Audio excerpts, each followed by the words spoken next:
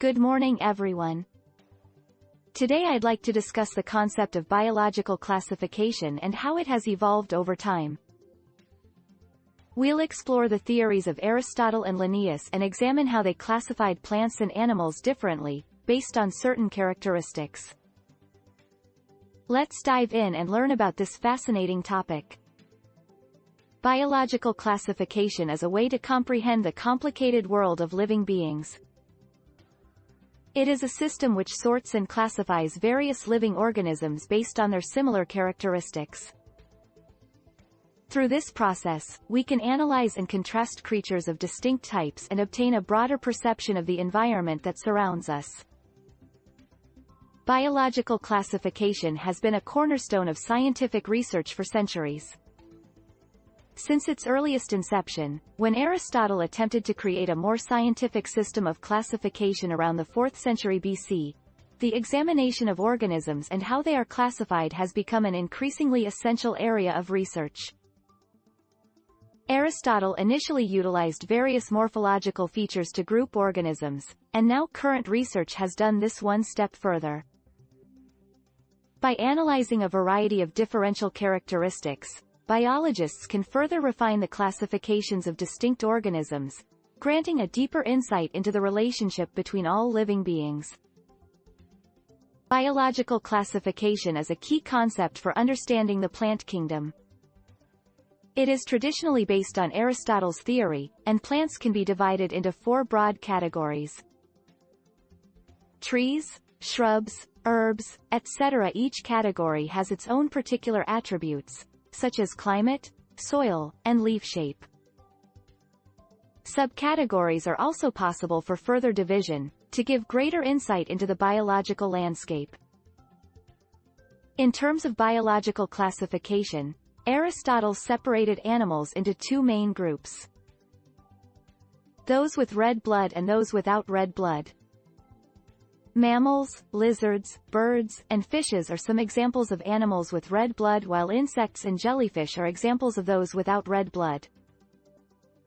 Linnaeus's 2-kingdom classification system, which places organisms into either the plant or animal kingdom, is still widely used. Starting with general characteristics and then narrowing down to more detailed characteristics, the system improved the understanding of organisms and allows for easy classification into each kingdom. Through history, the natural world has been split into 2 distinct kingdoms, plants and animals. Prior to the introduction of the classification system by Linnaeus, the 2-kingdom system was employed and lacked an appreciation of the complexity of different types of organisms. This system was unable to distinguish between eukaryotes and prokaryotes, single-celled and multi-celled organisms, or those which photosynthesize and those which do not. We can observe the classification of living organisms by kingdom in this slide. On the left is the kingdom Plantae, which includes organisms that share the trait of having cell walls in their cells. This kingdom is divided into bacteria, algae, fungi, bryophytes, pteridophytes, gymnosperms, and angiosperms groups. By recognizing these characteristics, we can better classify and study organisms within the plant kingdom.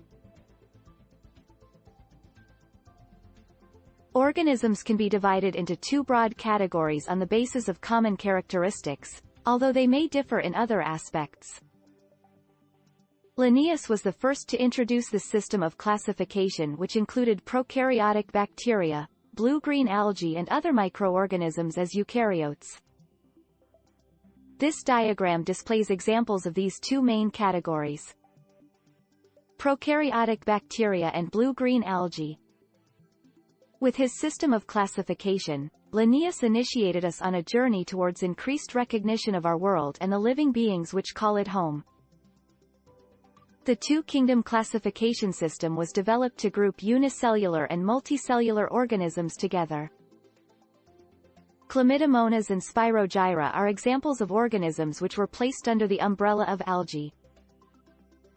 This 2-kingdom system, although not completely reflecting current biological classification, was used to categorize organisms in the early 19th century.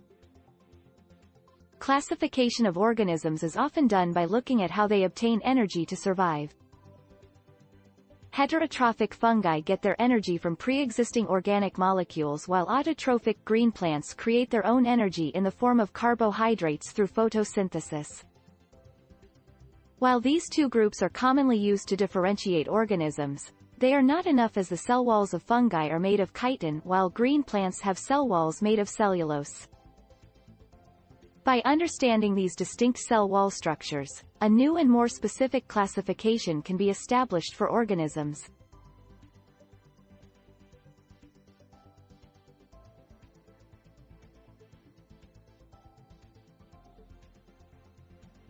Classification systems of living organisms have evolved considerably in recent years.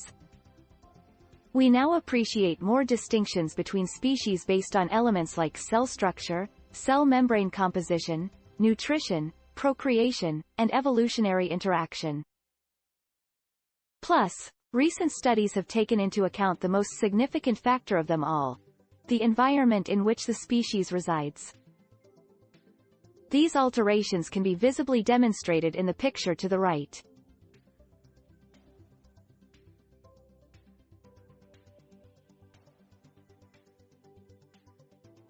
R. H. Whitaker proposed the five-kingdom classification in 1969, which helped to clarify the relationship between organisms, separating them into 5 separate groups: animals, plants, fungi, protists and monorans.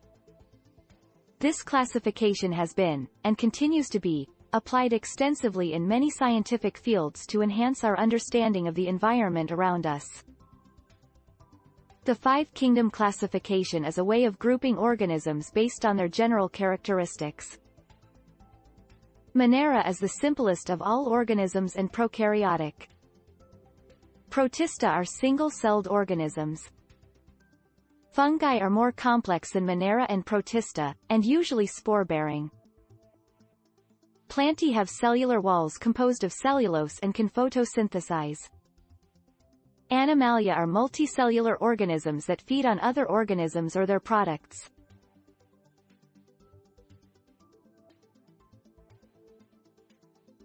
Biological classification is a crucial component of natural sciences which seeks to explain and organize the abundant variety of organisms on Earth.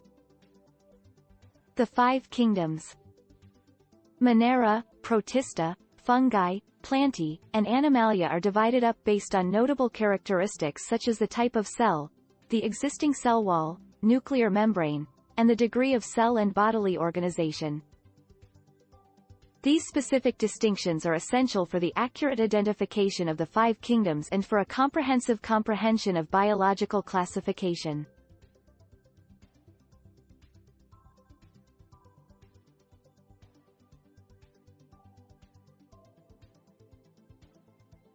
Biological world is vast and complex, so to classify living beings, five kingdoms are used: Monera, Protista, fungi, Plantae and Animalia.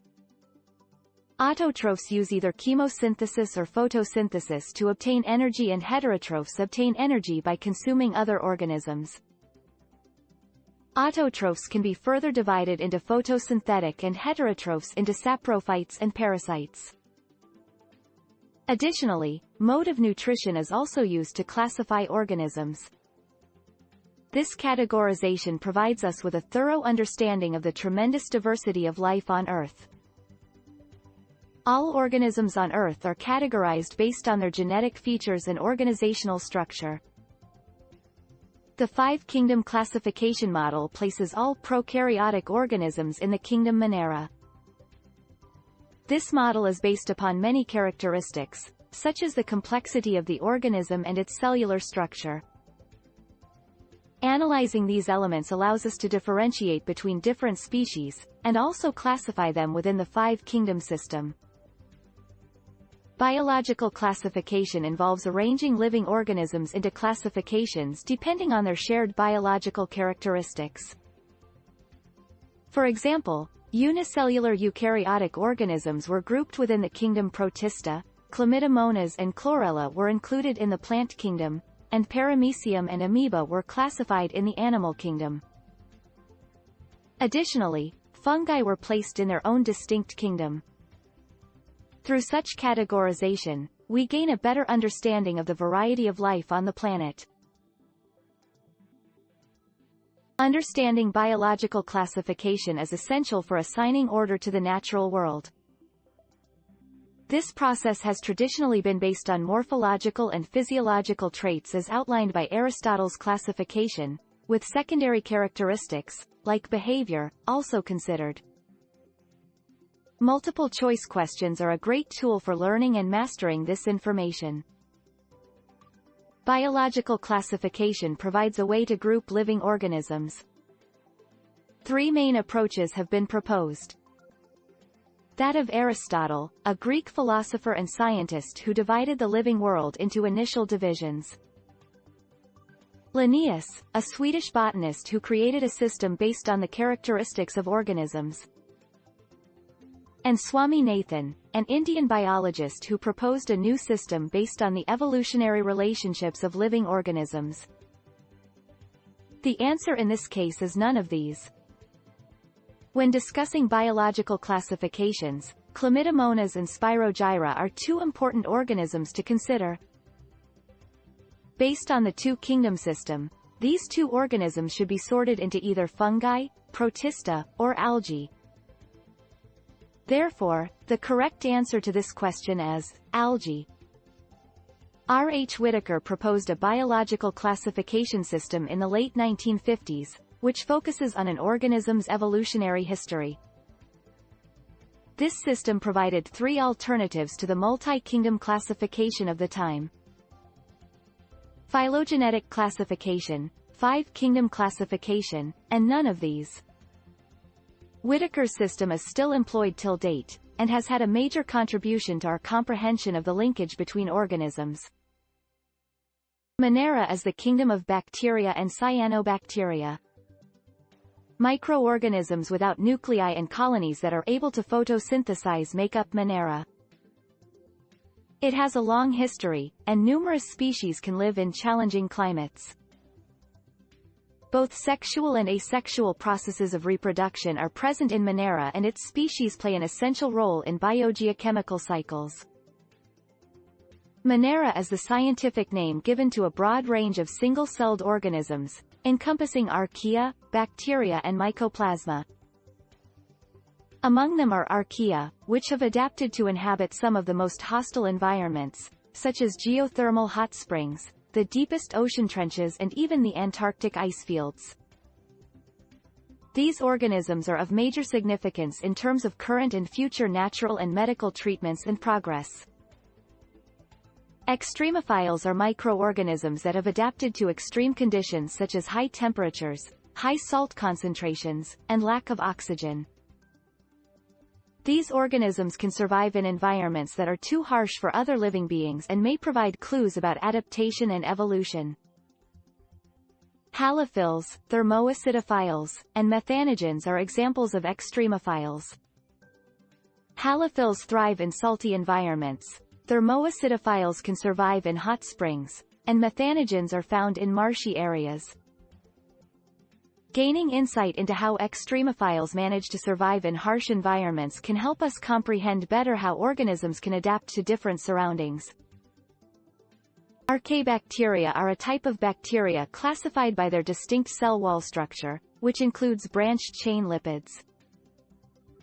Methanogens, an example of archaebacteria, can be found in the gut of ruminants such as cows and buffaloes, and are responsible for the production of methane gas. Unusual for bacteria, their cell walls lack peptidoglycan, but instead have pseudomorane, giving them the capability to thrive in the harshest environments. Bacteria are the most significant microorganisms on Earth, present in practically all types of surroundings, from the hot springs of deserts to the depths of the oceans. Existing from snow to deep oceans, bacteria are able to survive in areas where only a few other living forms can. They have a special capability to adjust to various climates and conditions, and hold an imperative function in the world's ecosystem. Bacteria can be classified based on their shape, with coccus being spherical, bacillus being rod-shaped, Vibrio being comma-shaped, and Spirillum being spiral-shaped. Additionally, certain cropping systems, crop residue, mineral and biological nitrogen fixation can also affect the categorization of bacteria. For example, the image shows an arrangement of coccibacteria.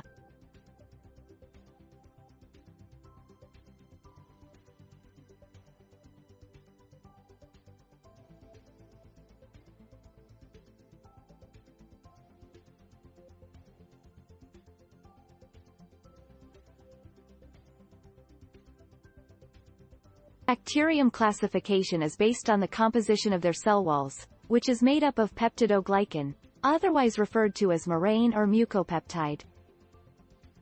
By this particular cellular characteristic, bacteria fall into various distinct categories. The detection of this structure can be used to identify bacteria in their setting to evaluate what roles they play and what functions they perform. Biological classification seeks to group living organisms into categories based on similar characteristics. Mesosomes are infoldings in the cell membrane that are responsible for increased surface area and volume of the cell. Nuclear material, flagella, cell walls, plasmids, and capsules are all components of a single cell, while 70s ribosomes are small organelles involved in protein synthesis. Taken together, these components provide us with a basic understanding of the components and characteristics of living cells. Biological classification is the process of grouping living organisms into categories based on their similar features. Mesosomes are one important feature of a living cell, which are infoldings in the cell membrane that provide increased surface area and volume. Nuclear material, flagella, cell walls, plasmids, and capsules are also components of a single cell, while 70s ribosomes are organelles involved in protein synthesis. By understanding the different components of a single cell, we can gain a better understanding of the characteristics of all living cells.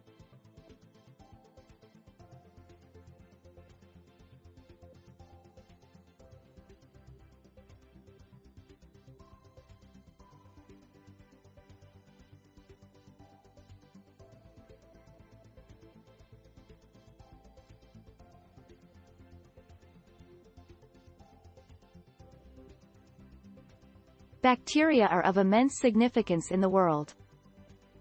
Collectively, they demonstrate a vast variety of metabolic functions. Although their shape may be basic, their behavior is highly intricate, existing in almost any habitat. Bacteria are instrumental in digestion in the intestines and in decomposition in nature, thus being essential in existence.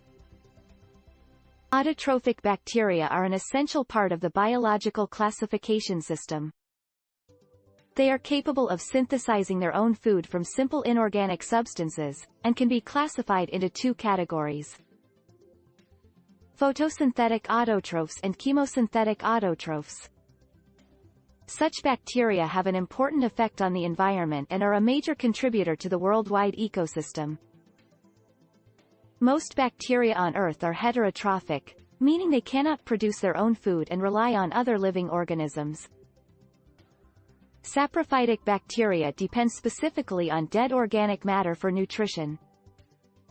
This is shown in the image, where a saprophytic bacterium is depicted consuming material from a decaying leaf. This shows how diverse and essential bacteria are to the environment, and how living organisms are connected in the natural world. Cyanobacteria are the most varied and numerous photosynthetic organisms in the world. Like green plants, they have chlorophyll and can change light energy into chemical energy. Depending on the environment, they can be single-celled, occur in colonies, or be filamentous. They are also known as blue-green algae, and get their energy from photosynthesis. Exploring primitive organisms that employ oxygenic photosynthesis, a process allowing them to produce energy through absorption of light from the sun. This slide reveals they have a differentiated protoplasm, a central colorless centroplasm along with chromatin material and peripheral pigmented chromoplasm. This primitive organism is the basis for the biological classification of many organisms today. Cyanobacteria of the species Trichodesmium and Erythrium are enclosed in a gelatinous sheath. This enables them to form dense water blooms in polluted areas. These blooms are responsible for the unique red color of the Red Sea. Additionally, the presence of these cyanobacteria aid in providing a protective layer against external pollutants, as they come into contact with the air above the water. Cyanobacteria are highly versatile single-celled organisms that form the base of aquatic food webs. They are capable of fixing atmospheric nitrogen in an oxygen-rich environment, with specialized cells called heterocysts found in some of these organisms, such as nostoc and anabaena. These cyanobacteria are able to fix nitrogen into the soil, providing a vital nutrient for other organisms. Aconites are specialized structures formed by some cyanobacteria during asexual reproduction which have thick walls and lack flagella both in their vegetative and reproductive phases. This distinguishes them from other bacterial forms. They are typically found in aquatic environments, as they are highly resilient to adverse conditions. Looking at how bacteria can use chemosynthesis to produce energy and recycle important nutrients is important to understand the bigger picture of environmental dynamics. Bacteria can oxidize various inorganic substances such as nitrates, nitrites and ammonia and then use the released energy for ATP production. This process has a big impact on recycling nutrients such as nitrogen, phosphorus, iron and sulfur. Most heterotrophic bacteria have considerable effects on people. These bacteria are saprophytic or break down dead organic matter. Examples include curd from milk production, antibiotics production, and nitrogen fixation in legume root nodules. In Figure 1, lactobacilli can be seen, which is a typical example of these bacteria.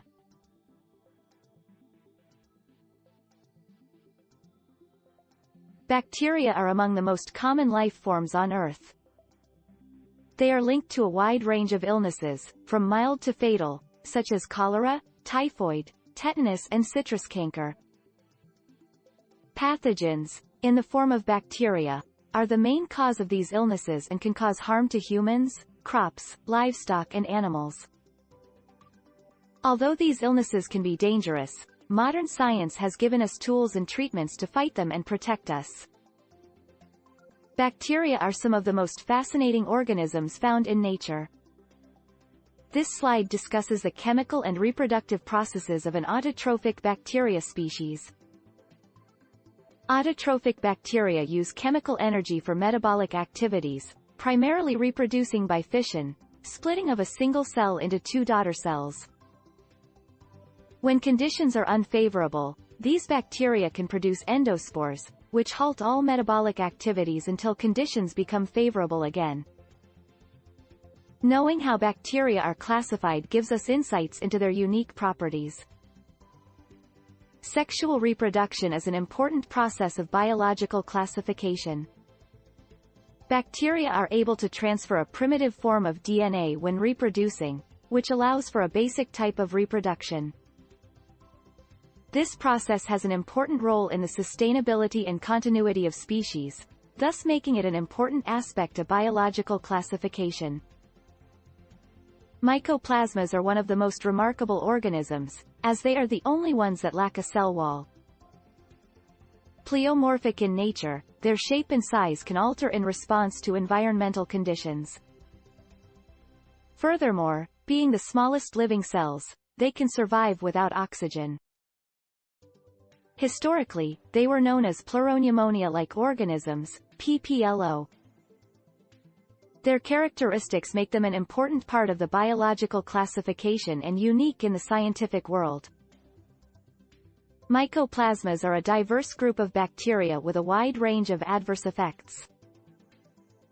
In plants, mycoplasmas have been linked to a disorder commonly referred to as witch's broom. In animals, mycoplasmas can cause pneumonia in cattle, and in humans, a type of urethritis. Identification of mycoplasmas is often tricky as they can take on various shapes and sizes, as depicted in the accompanying image. Actinomycetes are a type of branched filamentous bacteria that form radiating colonies in culture, with cell walls containing mycolic acid. Their uses range from industrial applications such as fuel production to medical applications, like antibiotics, used to fight infectious diseases. Actinomycetes play an important role in the global biological classification system. Bacterial classification follows the rules of taxonomy, organizing organisms based on their physical structure, biochemical composition, and evolutionary history. Two genera in the bacterial domain are Mycobacterium and Corynebacterium. Most of these organisms are saprophytic and decomposers, which imply they break down organic matter and dead organisms respectively. Other bacteria are parasitic that feed off of other organisms.